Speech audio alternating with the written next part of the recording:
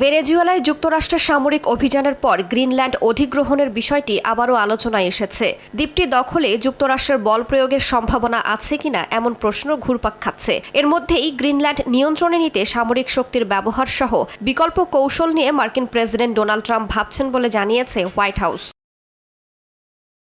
Greenland NATO জোটভুক্ত দেশ ডেনমার্কের একটি আধা স্বায়ত্তশাসিত অঞ্চল। বিবিসিকে হোয়াইট হাউস জানায়, দ্বীপটি অধিগ্রহণ করা যুক্তরাষ্ট্রের জাতীয় নিরাপত্তার জন্য গুরুত্বপূর্ণ।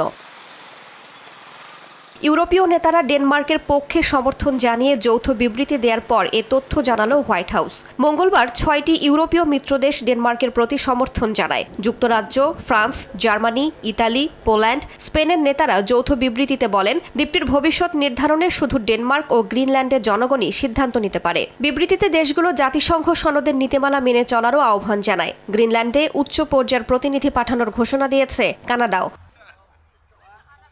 এরপরই হোয়াইট হাউস জানায়, প্রেসিডেন্ট ও তার দল পররাষ্ট্রনীতি বিষয়ক এই গুরুত্বপূর্ণ লক্ষ্য অর্জনে বিভিন্ন বিকল্প উপায় নিয়ে আলোচনা করছেন। যুক্তরাষ্ট্রের সামরিক বাহিনী ব্যবহার করার বিষয়টি সবসময় কমান্ডার ইন চিফের হাতে থাকা একটি বিকল্প বলেও জানানো হয়।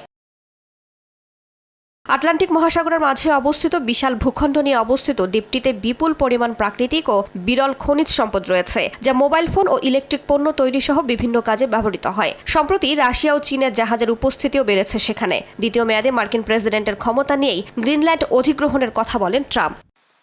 রাইসা জান্নাত, সময় সংবাদ।